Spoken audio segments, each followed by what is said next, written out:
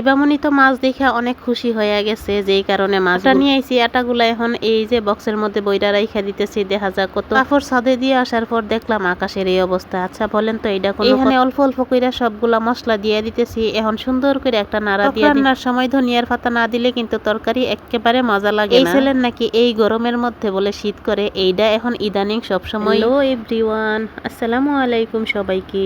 কেমন আছেন সবাই? আশা করি সবাই ভালো আছে। আমিও আলহামদুলিল্লাহ অনেক ভালো আছি। তো আজকে সকালবেলায় কিন্তু মাছ নিয়ে আইসা পড়ছিলাম। আর এদিক দিয়ে দেখেন তাইবামনি উনার যে খেলাধুলা, এই যে লম্বা কইরা লাইন দিছে। আর মাছ যে নিয়ে আইছিলাম ওইখান থেকে অনেক কান্নাকাটি কইরা দুইটা মাছ এই যে বালতির মধ্যে রাখছে। আর উপর থেকে উনি দেখা দেখা কি যে নাচানাচি, অনেক আনন্দ করতেছে। তারপর আমিও আইসা পড়লাম, কাপড় ভিজাইছিলাম, কাপড়গুলা ধুইয়া নিলাম। তারপর ভাবলাম যে না, মাছগুলা কাইটা নেই, কারণ রান্না বান্না তো করা লাগবো। তারপর এই যে সবগুলা মাছ বালতির মধ্যে দেওয়াতে অনেক কিন্তু এই যে নাচানাচি শুরু করছে মাছগুলা। আর এই মাছ আনছিল আমার এক আপাই আর কি, তো ওনার কাছ থেকে আমি রাখছি অল্প, আর বাদ বাকিগুলা উনি নিয়ে গেছে। আর বালতির মধ্যে দেওয়াতে দেখেন উপর থেকে উনি বারবার দেখতেছে। আমি বলতেছি যে মাছগুলা এখন কাইটা নিমো, তাতে ওনার রিয়াকশন দেখে আমি যখন বারবার বলতেছি যে মাছগুলা এখন কাইটা নিমো, তখন উনি বলতেছেন না মাছগুলা কাটবা না। তো আমি বলতেছি রান্না করা লাগবো, রান্না করলে তারপর এই মাছগুলা দিয়া মজা কইরা তুমি ভাত খাইও। তারপর এই কথা কইয়া ওনারে শান্ত কইরা আর কি মাছগুলা নিয়ে গেলাম কাটার জন্য।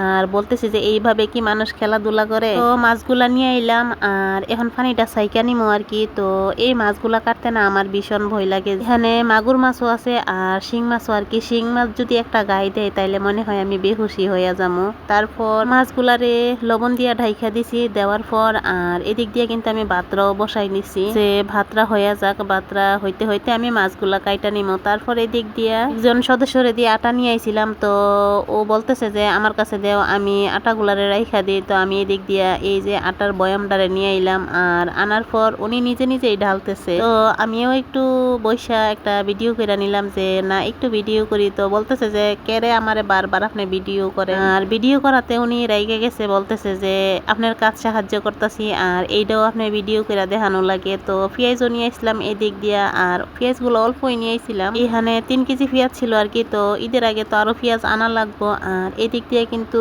খুদের চাল নিয়ে আইছিলাম। সকালবেলা খুদের ভাত রান্না করে খাইতে কিন্তু বেশ ভালো লাগে। যা আমরা বেশিরভাগ সময় সকালবেলা খুদের ভাত রান্না করি অথবা রুটি বানাই আর কি। তারপর আইসা পড়লাম বারান্দার এদিকে। দেখছেন আকাশের অবস্থা কিরকম হয়েছে। একটু আগে কাপড় যখন ধুইছি তখন অনেকটাই রৌদ্র ছিল, হঠাৎ করে এরকম কালো হয়ে গেছে আর কি। আমিও কাপড় ধুইছিলাম আর কাপড়গুলা ধুয়ে আমি ছাদে নাইরা দিয়েছিলাম। তারপর এই আকাশের অবস্থা দেখা সাথে সাথে ছাদে একজনকে ফাটাইলাম যে কাপড়গুলা আমি দিয়েছি, কাপড়গুলা নিয়ে আইও। তো উনি গেছে ছাদে কাপড় আনার লাগি। আর এদিক দিয়ে আমি দেখতেছিলাম যে আকাশের পরিবেশটা আর কি, আর আপনাদের সাথে শেয়ারও করছিলাম। আর এদিক দিয়ে আইসা পড়লাম, মাছগুলা কাইটা নিলাম। মাছগুলার মাথাগুলা ফালাই আর কি অনেকক্ষণ যাবত নেট, শক্ত নেট আর কি দিয়া সেরা মাছগুলারে ঘষাইছি যেন কালো ময়লাগুলা একটু উঠা যায়। অনেকক্ষণ ঘষানোর পর আর কি এদিক দিয়া এতটুক ফারছি। তো আরো ফারতাম, এমনিতেই আকাশের অবস্থা ভালো না, এর ভিতরে অন্ধকার হয়ে গেছে যেই কারণে আর করি নাই আর কি। তো মাছগুলা এই দিক দিয়ে কিন্তু আমি তেলে ভাইজা নিতেছি, আর মাছগুলা দিয়ে আজকে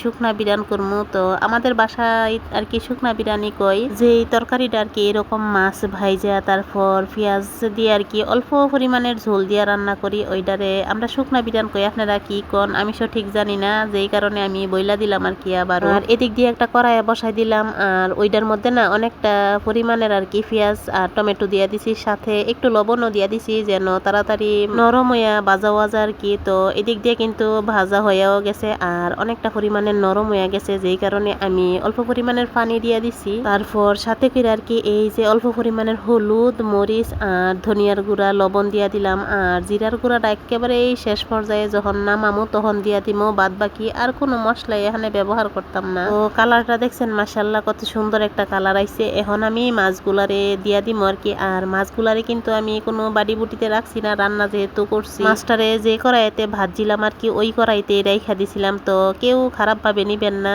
তো এদিক দিয়ে কিন্তু এখন ভালো কইরা এই যে তরকারিটারে মিশাই নিতেছি। আর এখন ঢাকনা দিয়া আর একটু ঢাইকা দিমু। তো ঢাকার পরে এখানে উঠাইয়া অল্প পরিমাণের মরিচ দিয়া দিছি। আর মরিচগুলা না অনেকদিন আগে আনছিলাম, তো রাখছিলাম মরিচগুলা একেবারে জাল না, কড়া মরিচ আর এই কারণে এখানে অনেকগুলা মরিচ দিয়া দিছি, নইলে অল্প পরিমাণের কমই দিতাম আর কি। কি অল্প পরিমাণের মরিচ দিতাম। এখন আবারও ওই যে নাড়াচাড়া দিয়া ধনিয়ার পাতা দিয়া আরেকটু ডাইখা দিমু আর কি। তো এদিক দিয়া ধনিয়ার পাতাও দিয়া দিতেছি। এখন দেখতে কিন্তু অনেকটা সুন্দর লাগতেছে, তরকারির কালারটা কিন্তু বেশ দারুণ আইছে আর কি।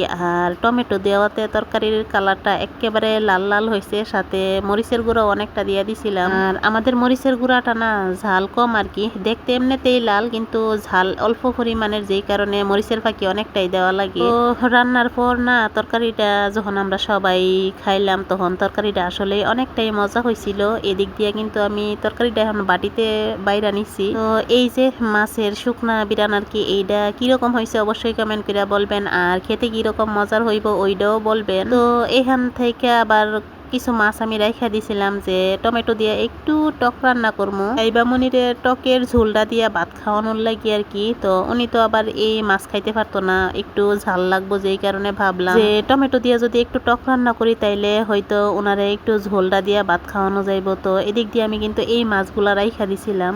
এখন এইগুলার একটু নাইরা সাইরা আর কি দিয়ে দিতেছি। আমি সবগুলা মাছের মাথা ফালাই দিছিলাম, মাত্র একটা মাছের মাথা রাখছিলাম। আমি আবার শিং মাছ তারপর মাগুর মাছের মাথা এইগুলা রাহি না, কারণ এই মাথাগুলার মধ্যে না কোনো কিছুই থাকে না, যেই কারণে এই মাথা আমি রাহি না। তো এদিক দিয়ে কিন্তু অনেকটা পরিমাণে টমেটো দিয়ে দিছিলাম। ঢাকনা দিয়ে ঢাকার পর এখন উড়াই নিতেছি। আমার টমেটো গুলা কিন্তু অনেকটাই গইলা গেছে আর কি, নরম হয়ে গেছে, যেই কারণে আমি এখন টমেটোর মধ্যে ঝোলটা দিয়ে দিতেছি। তো ঝোলের পরিমাণটা আমি এতটুকুই রাখবো। এখন একটু ঢাকনা দিয়ে ঢাইকা দিব, তারপর ধনিয়ার পাতা কাঁচামরিচ দিয়ে আর কি এইটারে আরেকটু নাড়াচাড়া দিয়ে তারপর নামাই নিমু। এখন এই যে কাঁচামরিচ তারপর ধনিয়ার পাতা দিয়া দিলাম, দিয়া এখন কিন্তু আমি আরেকটু নাড়াচাড়া কইরা তারপর নামাই নিমু। তো এদিক দিয়ে কিন্তু ফাইনালি আমার রান্না শেষ হয়ে গেছিল।